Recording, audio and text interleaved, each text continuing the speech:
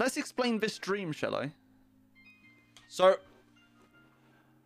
the dream I had was, it started off really odd. And honestly, like, there's so many twists and turns. It's so weird.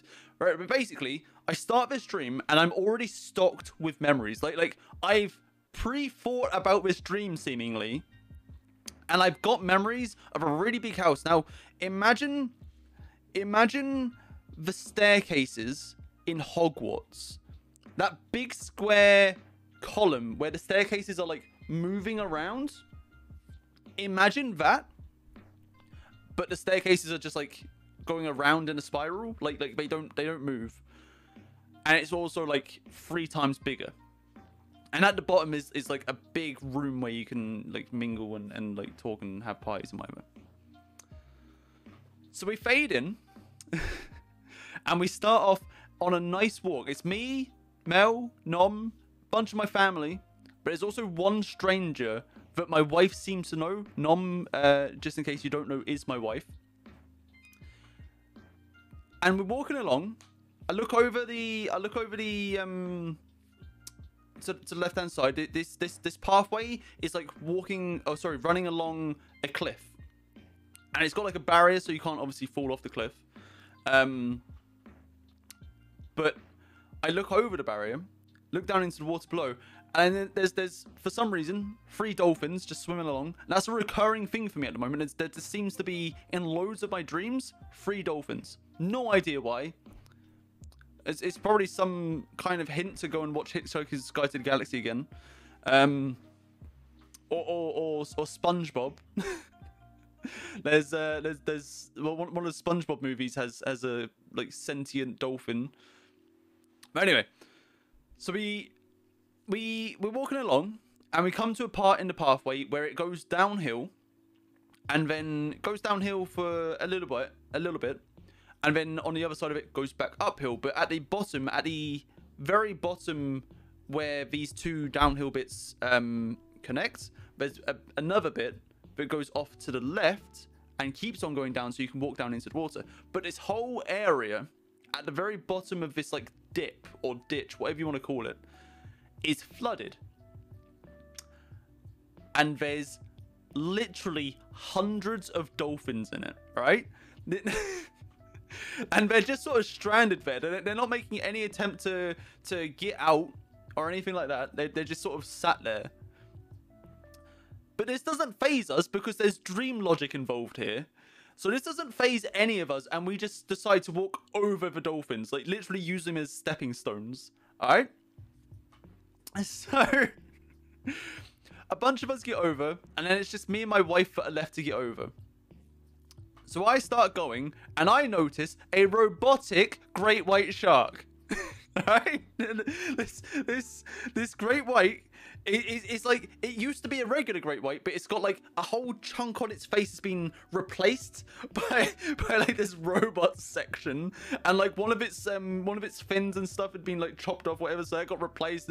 I don't know how I came up with this like in the middle of a dream, but yeah, this thing comes up. It tries to attack me. I manage to get over. It doesn't phase my wife. She still just decides to use the dolphins as stepping stones.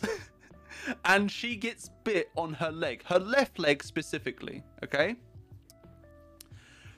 Now, obviously, again, dream logic. I'm unfazed by this shark. And I jump back in. and obviously in dreams you have anything that you need handy. I didn't need any tools. I could have dreamed up any kind of weapon that I wanted. I used my hands. I used my bare hands. I poke it in its one good eye. Okay, so this but like when it bites my wife, it like sinks its teeth in. And it's not like trying to like bite chunks out of it. It just like sinks its teeth in, and then it's just like, it's like its mouth stuck, but it's just like sort of like, oh, it's blood. I'll just suck the blood out. It's fine. So I go over and I like poke this thing in the eye. Let's go, and then it swims off, and then I like, you know, my wife just sort of like brushes it off and like gets up and like we just continue to walk. Anyway, Yeah, so we fade to the next scene. Okay? The next scene is in that hall that I mentioned at the start. At the bottom of like the very, very tall like staircase. This hall is where we start. And my wife's sitting down, she's obviously like bandaging up her leg or whatever. We're in the middle of like a party. like everybody's completely unfazed by the fact that my wife has literally just been attacked by a shark, a robotic shark in a pile of dolphins. But nah, nothing phases us. All right, so my wife's bandaging herself up. Me and a bunch of my family, like, we get together, we start having a laugh. Again, unfazed by shark attack. And someone takes a picture, and like we're all there, we're all happy. Now this picture is important, and you'll find out later why that is. So we're all having a good time, and then remember that stranger that I mentioned that my wife knew at the very start of the story? It was me, Mel, Nom, a bunch of my family, and just one stranger that my wife knew. He comes up to me. And he's like, dude, you handled that shark so well, and I want to offer you a job. Now, I don't question what this job is, okay?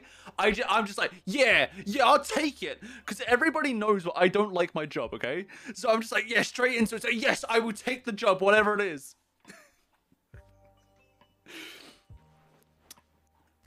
Fade to my first mission. My first mission. It's not a regular job, guys. I've taken a job for some crazy damn organization, okay? I didn't even know it. So the mission is this. We have to covertly break into a skyrise building. And we need to take out someone that's in the very top floor. Like, this is some real, like, you know, Johnny English, Mission Impossible kind of shit going down right here. So we're breaking into this building. And this guy's in the very, very top floor, okay? So basically, the reason we need to take this guy down is he was given a marker. He worked for this organization. He was given a marker, and he failed to even attempt to do his job.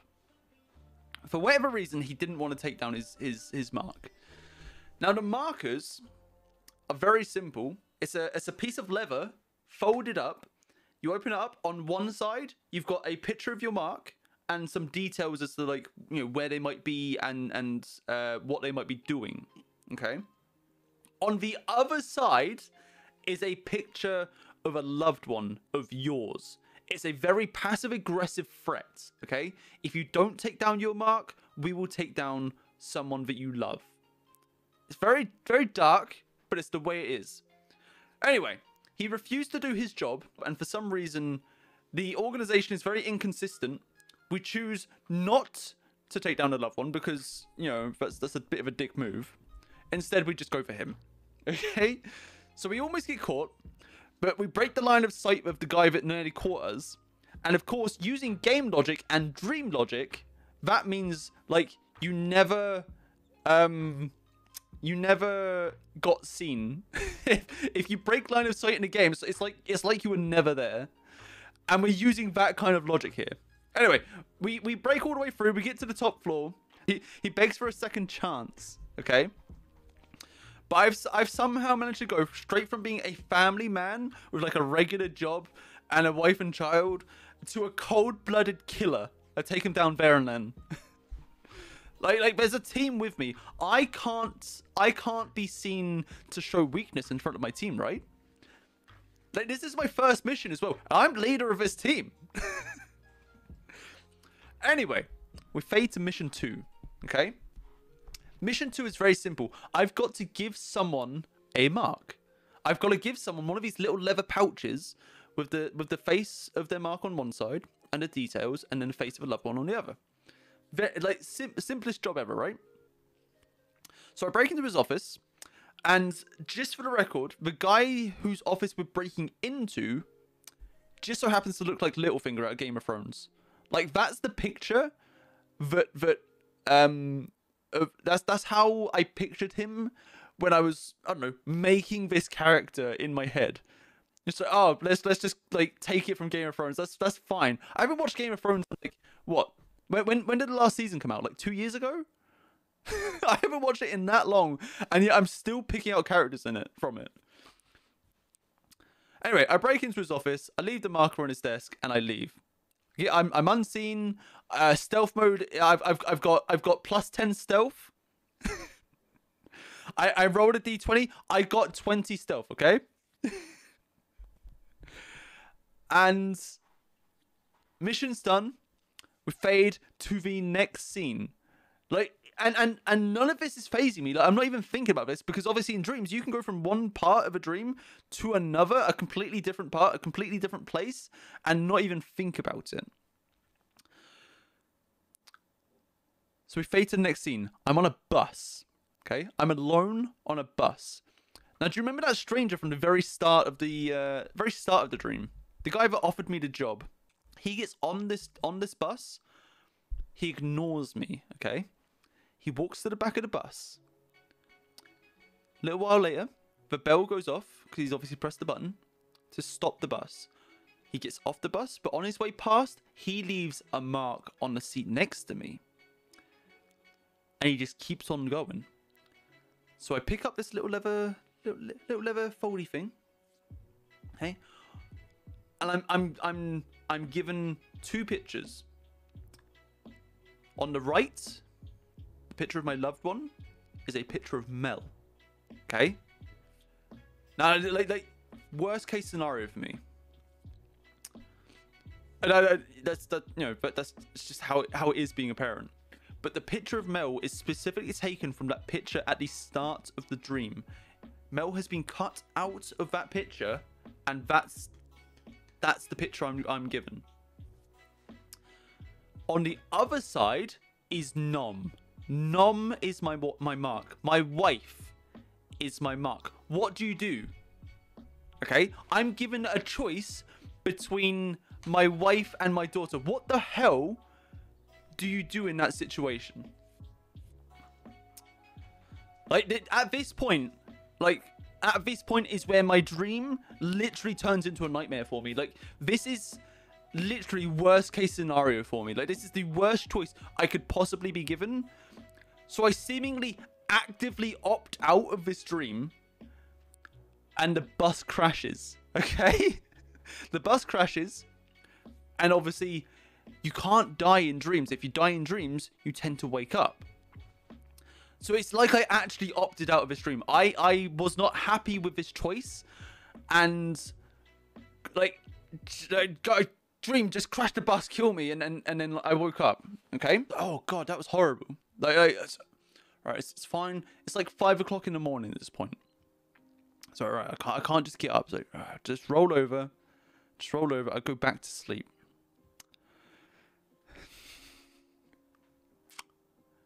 When I get back to sleep,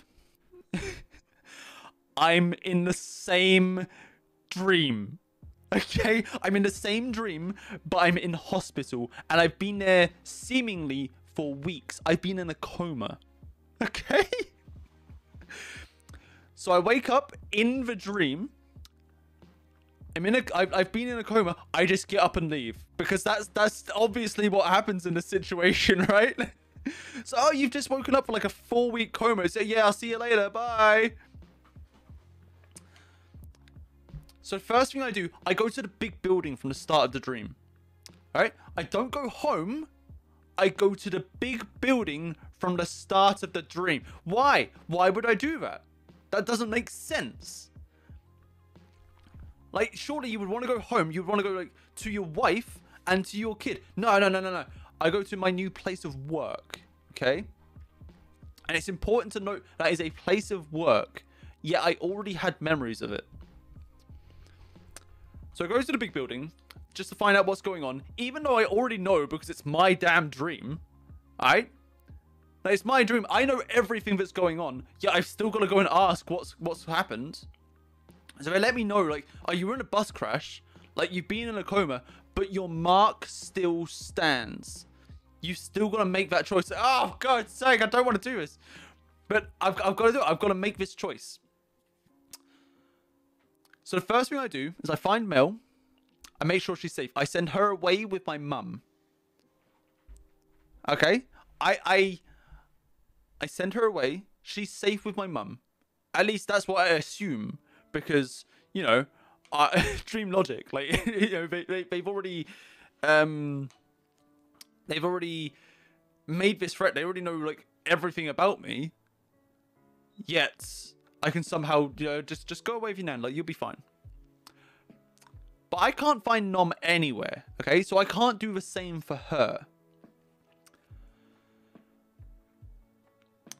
So I refuse to do my mission. I have someone sent after me. In the same way that my first mission was to take down someone that refused to do their mission. I get that Peter Baelish guy, the guy that I gave the second, that marker to. I get him sent after me. And he finds me, coincidentally, on the same pathway as we were walking along where the, you know, the super robot shark was. He shoots me in the leg. I get up onto the barrier on the side of the cliff. I jump. I'm not going to win this fight, okay? I'm not going to win this fight. I jump. I wake up. Now, if I didn't wake up, I probably would have landed in the water. And I probably would have had, like, this epic showdown between me and Robot Shark, who only has its robot eye now, okay? And I'd have to, like, try and take it down. But in its native environment, I would have to do it in the water. Now, I probably wouldn't survive that, and I'd probably wake up there and then. And that would probably be the end of the dream. But that's not what happens, okay? I wake up. The moment I hit the water, I'm awake, okay? So I get back to sleep. Like, bearing in mind, like it's still like 5 in the morning. Like, I can't go back. I can't get up or anything. I've got to just go back to sleep. So, right, surely I'm not going to go back into the same dream again. Roll over, put my arm around my wife, whatever. I go back to sleep. I'm in the same dream. Twice. I've woken up twice. The same dream is going on. Like, why can't I get out of this damn dream? I'm at a bus stop. Okay. As I get to go on the bus, I see through the window on the other side of the bus, my wife. I couldn't find my wife before to make sure she was safe. So it's my wife. So I get off the bus. The bus drives on. And I see that my wife has a pole. So she's carrying a pole. And next to the bus stop on the other side of the road, she puts this pole in the ground. On the top of the pole is a PIR. A PIR is like a motion sensor. Like, this is where, like, work is creeping into my dreams. So she puts it in the ground. And she starts walking off. I run over the road. And I catch up to her. Nom! Sorry, it's so good to see you. Nom! I've been looking for you everywhere.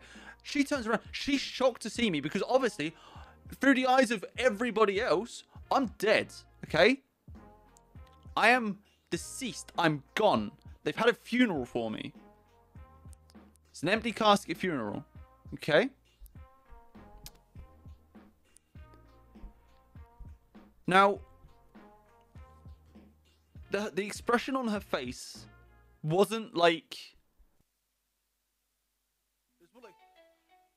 She's seen a ghost, and like she's genuinely horrified to see me. Welcome. Nice name, welcome in, thank you for the follow. So we get talking, she starts walking me home, and I explain everything that's happened. I explain everything that's happened so far to me.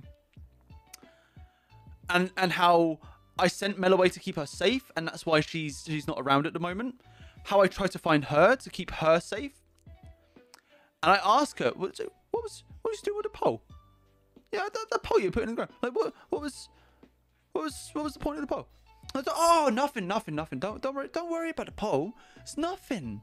It's nothing. There's nothing to worry about there. It's all right. And the moment she says that, so I start getting flashbacks within a dream. I start getting flashbacks to earlier in that dream. Like what kind of like there's some real like Inception level shit right here. I get these flashbacks and then like the penny drops. Right? So I say to her, it's like, yeah, you don't have anything to do with this organization, do you? I look over to her. She doesn't say a word. Right? She says nothing. She doesn't deny it. She doesn't say yes. So, do you have something to do with this organization? And the penny drops even further. You're not in charge of this organization, are you? And she nods. She's in charge of the organization that I worked for. Right? She's the top dog. She is the leader of this organization that sent me to kill her. Like what the fuck is that about?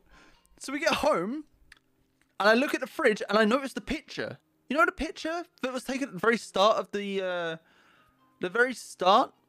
the dream? And the picture that Mel's face was cut out of? Mel's been taped back into that picture now. Alright, so it's the little details here, okay? She's taped back into that picture. And that's when I realized, like, she put the mark out on herself. It was a test. The whole fucking dream was a test from start to finish. The robot shark, the organization made it. She made that situation where she got bit on the leg by a robot shark that liked to suck blood out of her leg.